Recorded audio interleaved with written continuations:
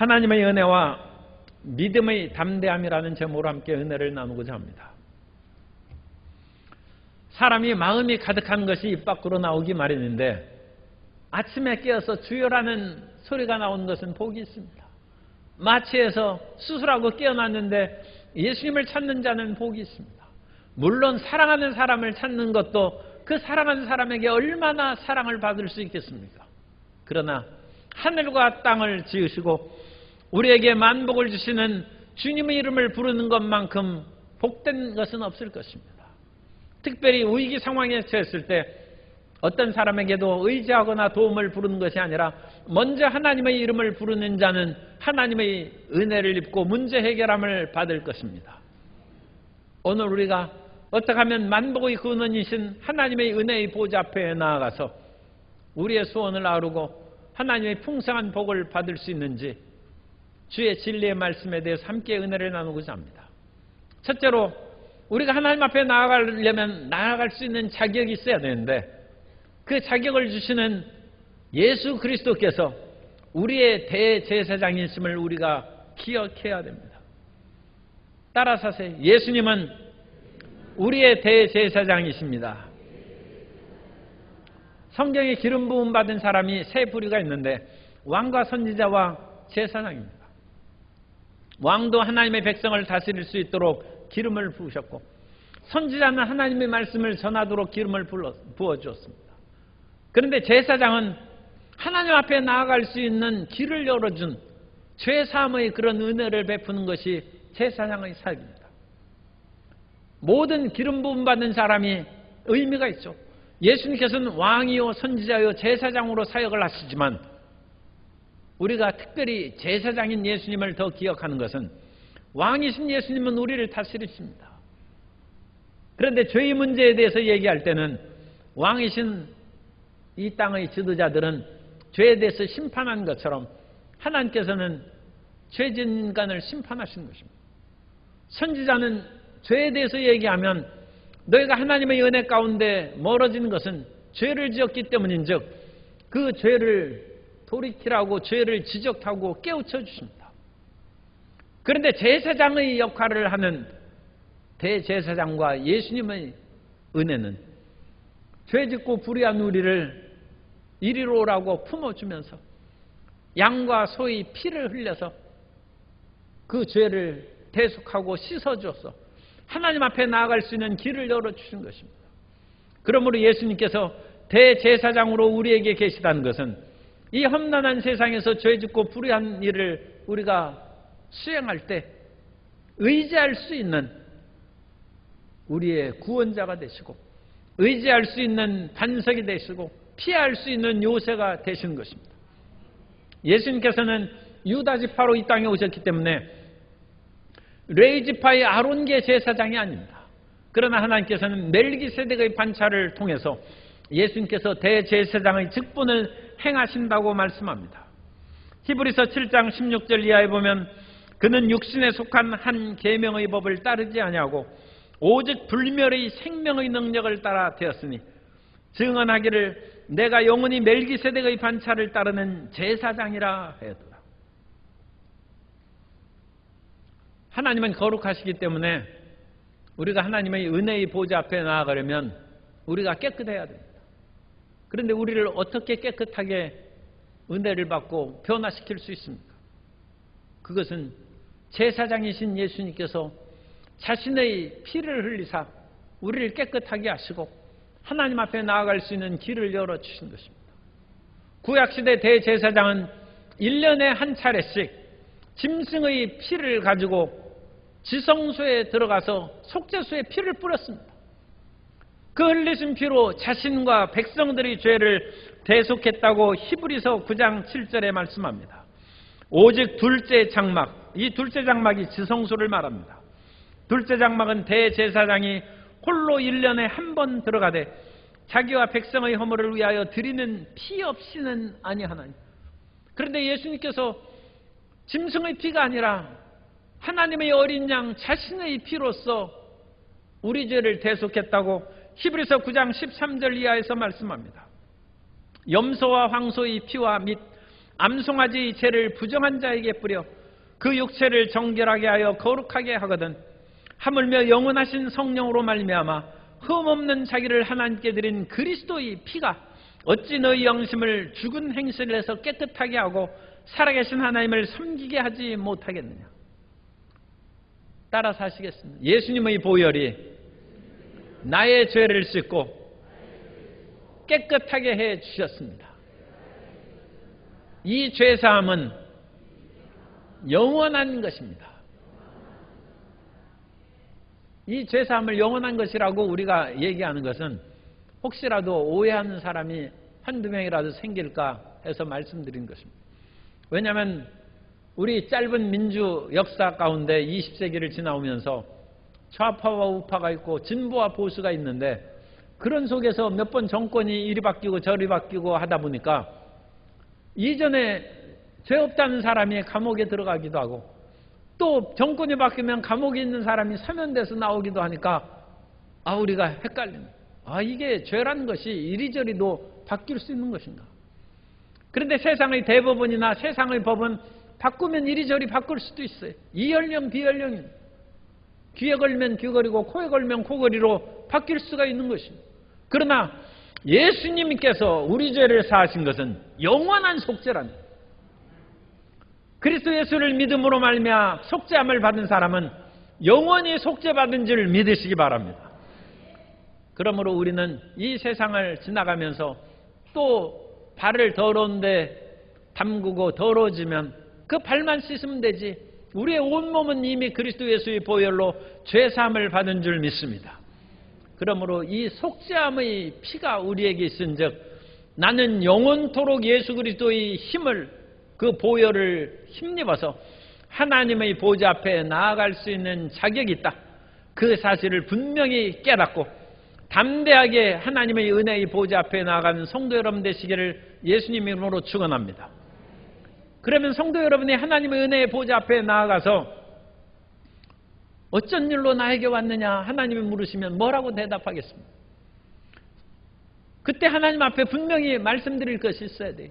두 번째로 우리는 굳게 붙잡아야 할 오중복음을 항상 기억해야 됩니다. 오늘 말씀해 보면 14절 후반절에 우리가 믿는 도리를 굳게 잡을지어다.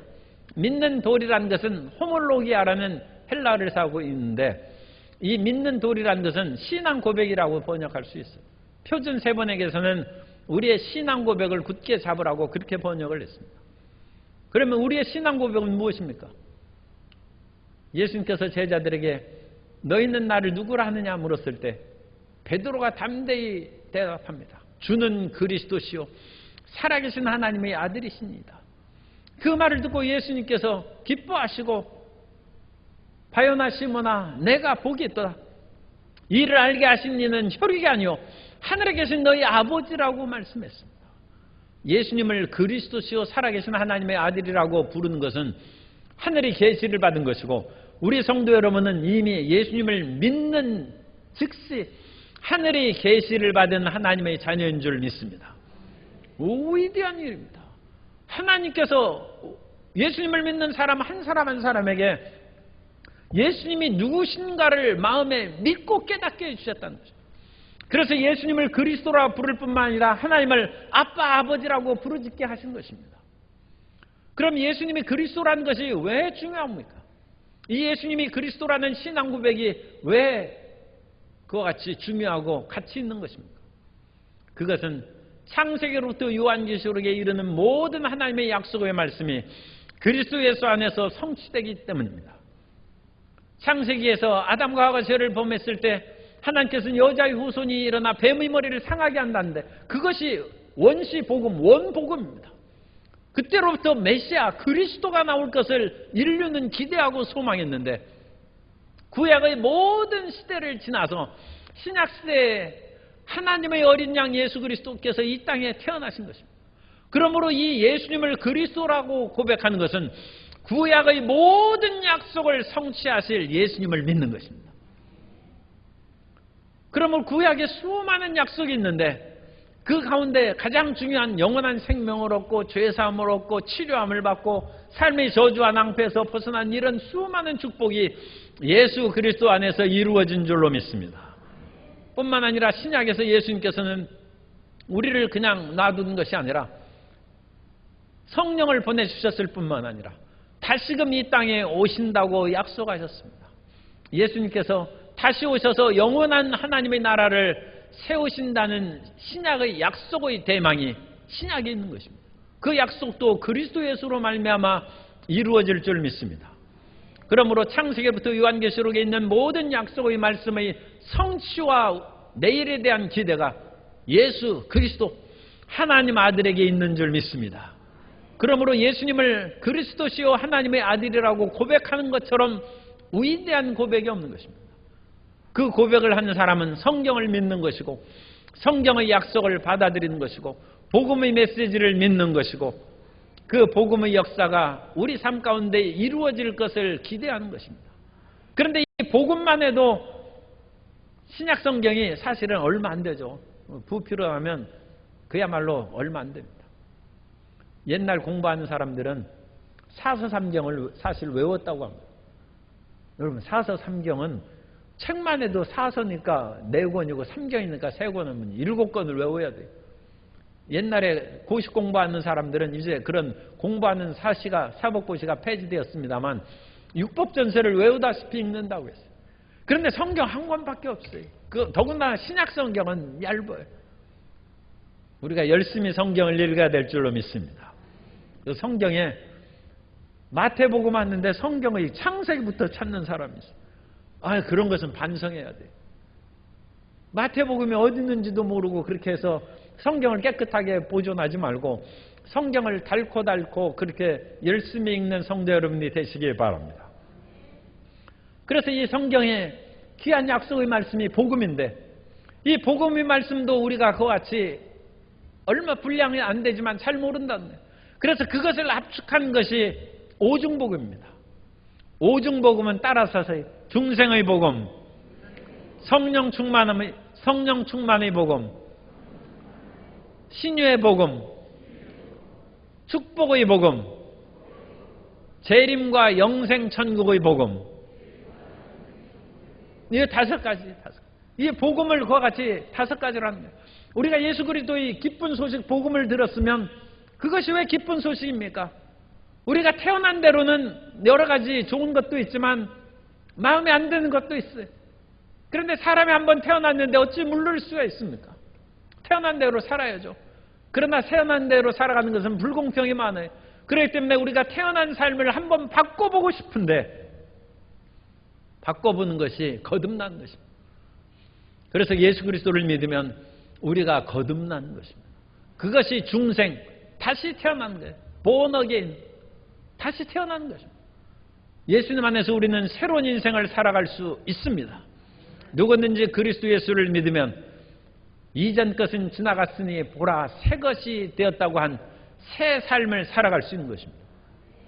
그것이 예수 그리스도를 통해서 우리에게 이루어지니까 그 믿는 도리를 굳게 붙잡아야 돼요.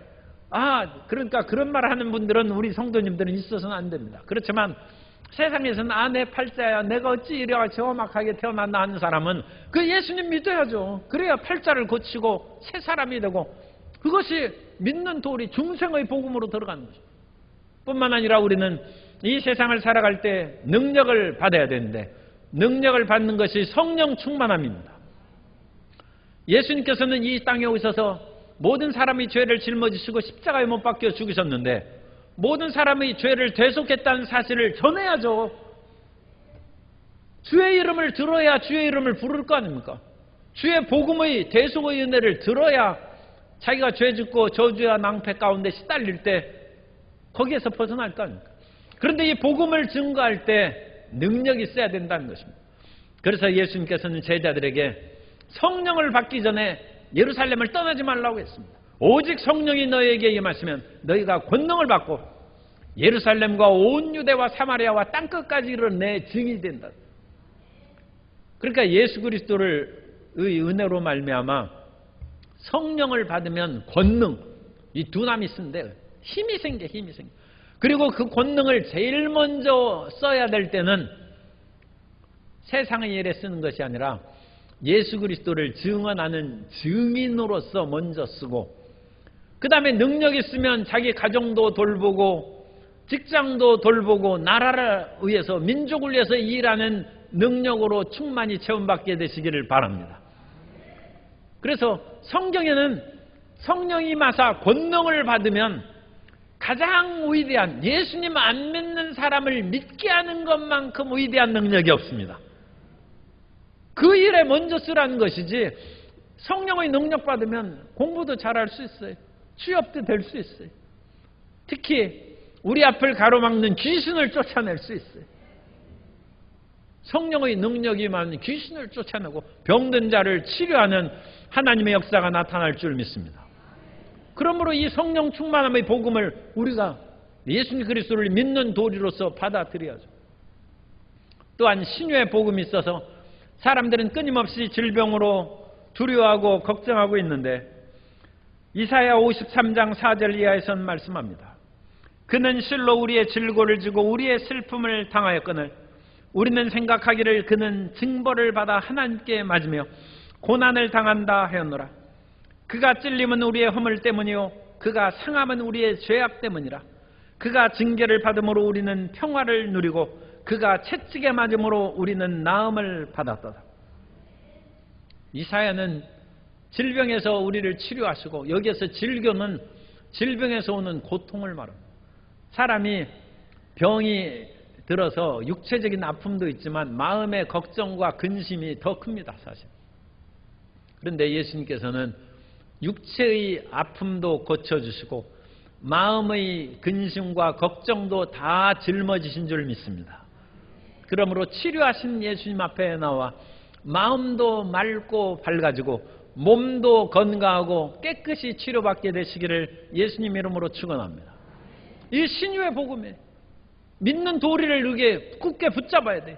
이 신유의 그런 신앙 고백을 굳게 붙잡고 나아가야 됩니다.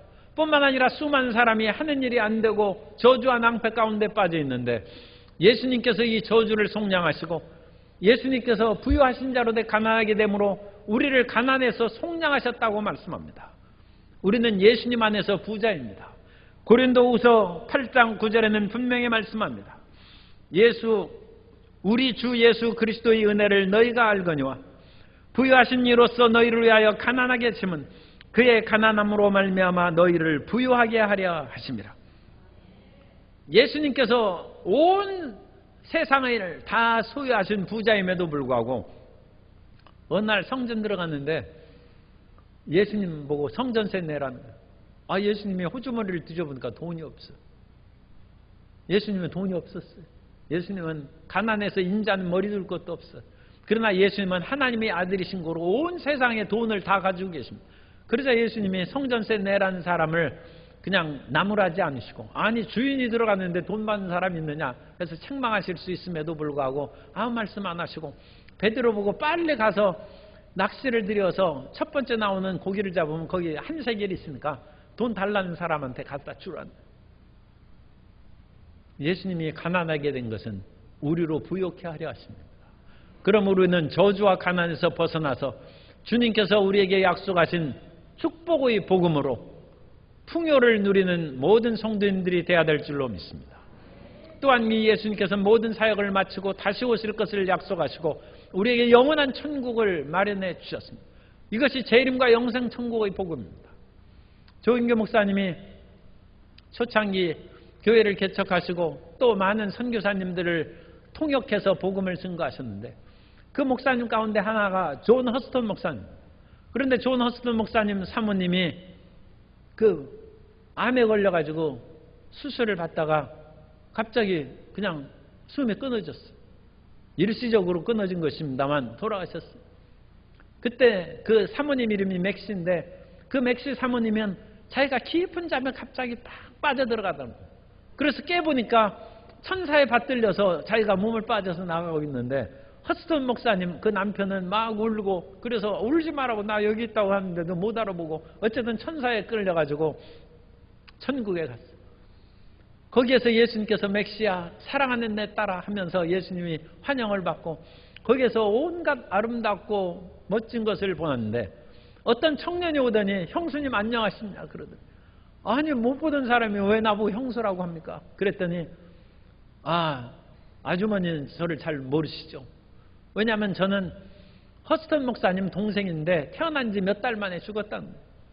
그래가지고 천국에 와서 이 성당했는데 형수님 안녕하시냐 그렇게 인사하고 다시 깨어났어요. 그래서 깨어나서 허스턴 목사님 보고 당신 나한테 얘기하는 거 있지 하니까 아니 이 사람이 무슨 얘기를 하나. 내가 천국에 갔더니 시동생이 당신 동생이 그렇게 나보고 그렇게 형수님하고 이름을 부르더라고. 그랬더니 허스턴 목사님이 내가 어렸을 때 내 동생이 태어났는데 몇 달 살다가 죽었다는 거예요. 그래서 그걸 당신한테 어떻게 얘기하겠느냐고. 그래서 그 얘기를 안 했는데 아니 내 동생에서 천국에 살고 있단 말이냐 하면서 그래 놀란 그런 간증이 있습니다. 우리에게는 영생 천국이 있습니다. 그러므로 그 영생 천국에 대한 믿음을 가지면 이 땅에서 담대함을 얻고 살아갈 수 있습니다. 그것이 우리의 믿는 도리예요. 우리가 하나님 앞에 나아가서 그 보좌 앞에 우리의 믿는 도리 주님 내가 태어난 것이 부족한 것 같으니까 예수 그리스도 안에서 다시 태어나게 해주시고 성령의 능력으로 채워주시고 연약함을 치료하사 강건하게 하시고 저주와 낭패에서 벗어나 풍요를 얻게 하여 주옵소서.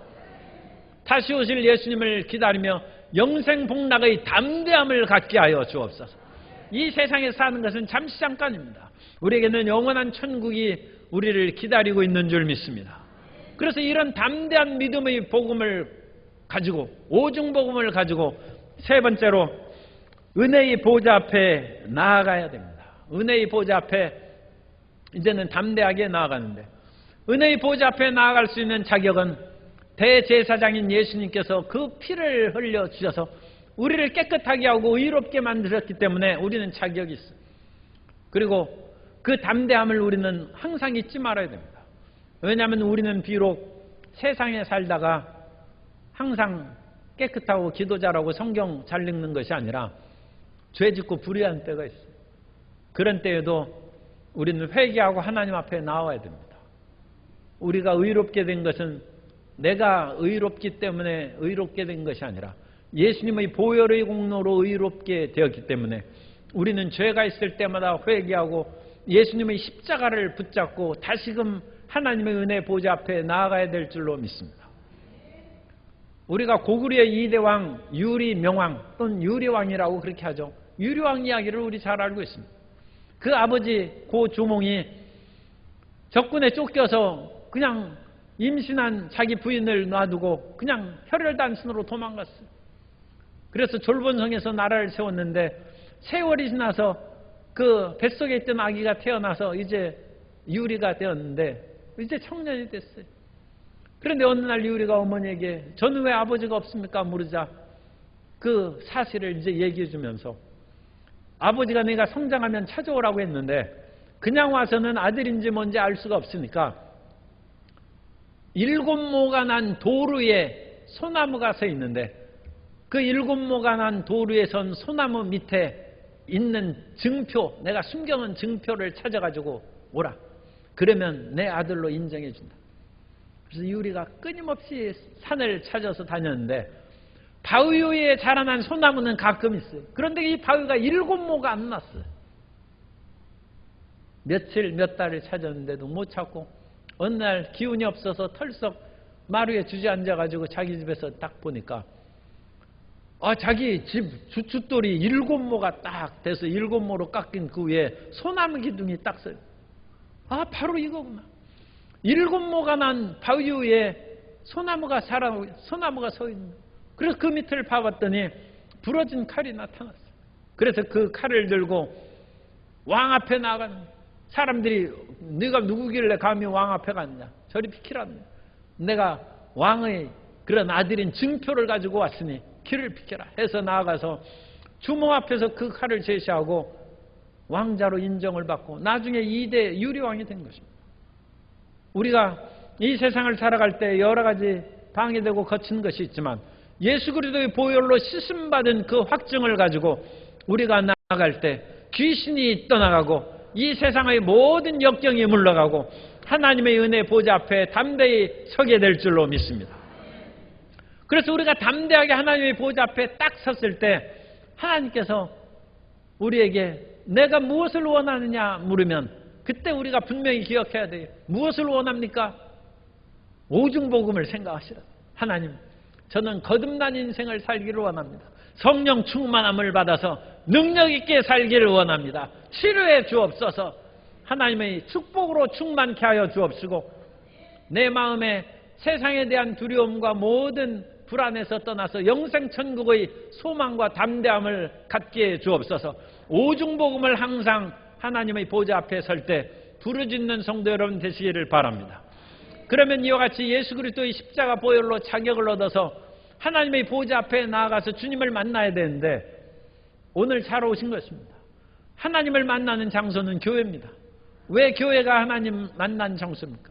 이 교회의 건물이 하나님이 거하시는 것이 아니라 하나님은 예배 가운데 거하십니다. 따라서서 하나님은 영과 진리로 예배 드릴 때 임재하십니다. 우리가 영과 진리로 예배 드릴 때 이 자리에 임재하시는 것입니다. 그래서 오늘 이 자리에 주님의 성령께서 운행하고 계시고 주님께서 임재하사 영광을 받으신 줄 믿습니다. 그러므로 예배를 드릴 때 온 마음이 지금 하나님을 만나야 되는 것. 그러니까 마음에 그런 딴 생각하고 어쨌든 휴대폰 보거나 뭐하고 해가지고 정신을 분산시키면 하나님이 이렇게 쳐다보다가 휴대폰 보는 거 하면 얼굴 돌리시면 여러분 이제 하나님 만나기 어려워져요. 마음을 집중해. 그리고 오늘 한 번 했는데 못 만났다. 그래서 나 하나님 못 만났으니까 못 간다. 그러면 안 돼.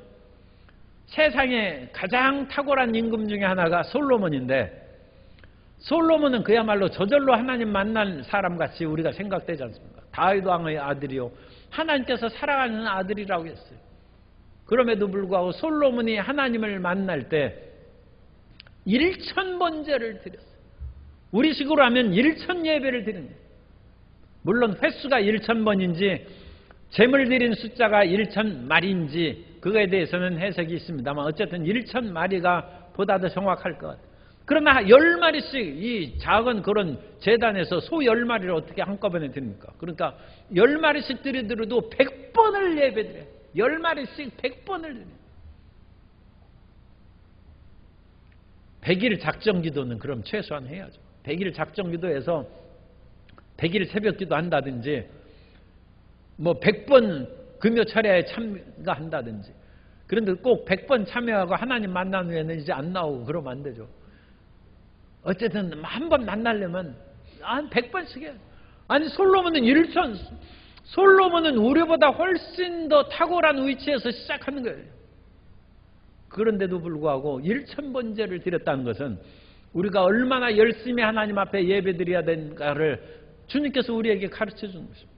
예배를 통하여 하나님의 보좌 앞에 나아가는 성도 여러분 되시기 바랍니다. 또한 기도를 통하여 하나님 앞에 나아가는 끊임없이 기도하는 너희가 어찌 못하면 구하지 않기 때문이라고 했어요. 그래서 우리는 끊임없이 하나님 앞에 부르짖어 기도해야 됩니다.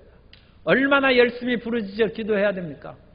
예수님께서 불의한 재판관과 과부의 비유를 들으셨어요. 어떤 과부가 억울한 일이 있어서 당시에 재판관을 찾아갔는데 이 재판관이 들어주질 않아요. 왜냐하면 이 재판관은 아주 거만하고 조금 나쁜 사람이에요. 그래서 이 과부가 찾아오자 콧방귀를 뀌면서 내가 하나님도 두렵지 않냐고 사람도 무시하는데 이까지 그런 돈 없고 약한 과부 내가 그거 말 들어줄 필요가 어디 있느냐 그런 식으로 했어요. 그런데 이 여인이 한 가지 놀라운 장기가 있어요. 그 장점은 은근과 끈기. 이 대한민국의 우리 모든 국민들은 은근과 끈기가 있어요. 그래서 피고 지고 다시 피는 무궁화의 정신을 가지고 있는 반만년 역사 가운데 어려움이 많았지만 오늘날 21세기의 세계경제 10의 대국으로 이 나라가 비상하고 굳게 섰습니다. 세계 7번째로 인공위성을 쏘고 달 날아가는 그런 준비를 하고 있어요. 대단한 국민입니다. 비록 이 나라에 조금 뉴스에 보면 실망스러운 거 많아도 너무 그렇다고 이민 갈 생각하지 말아요. 이 나라 밖에 나가봤자 살기 힘들어요.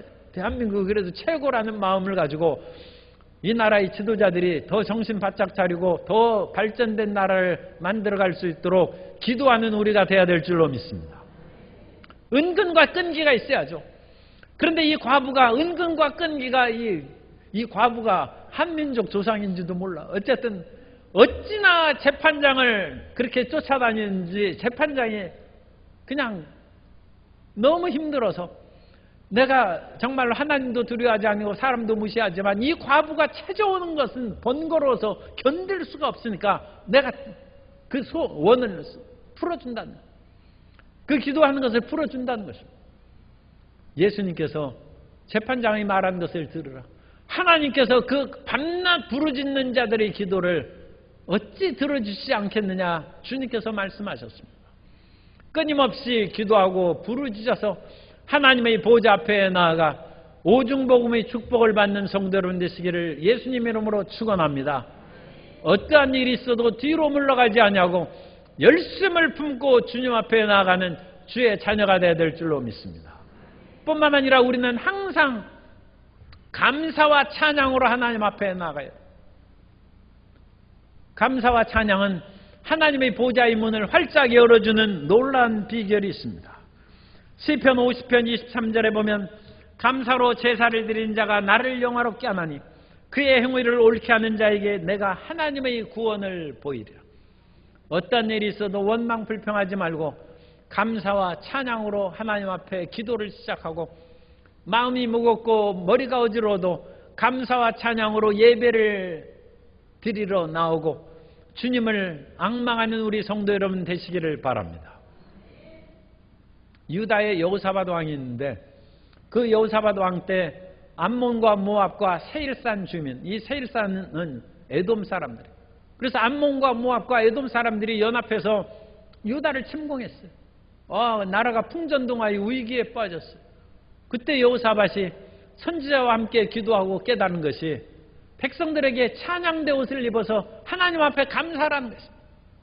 그래서 역대하 20장 21절 이하에 보면 백성과 더불어 의논하고 노래하는 자들을 택하여 거룩한 예복을 입히고 군대 앞에서 행진하며 야훼를 찬송하여 이르기를 야훼께 감사하세 그 인자하심이 영원하도다 하게 하였더니 그 노래와 찬송이 시작될 때 야훼께서 복병을 두어 유다를 치러 온 암몬 자손과 모압과 세일산 주민들을 치게 하심으로 그들이 패하였으니 곧 암몬과 모압 자손이 일어나 세일산 주민들을 쳐서 진멸하고 세일 주민들을 멸한 후에는 그들이 서로 쳐 죽였더라.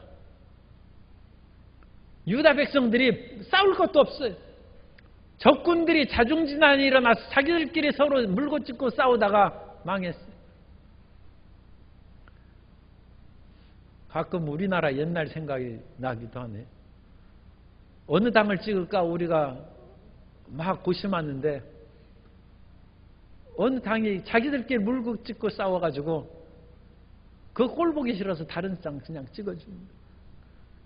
어느 당이 잘해서 찍는 것이 아니라 워낙 다른 것이 물고 찢고 싸우니까 저것은 나라 못 맡긴다.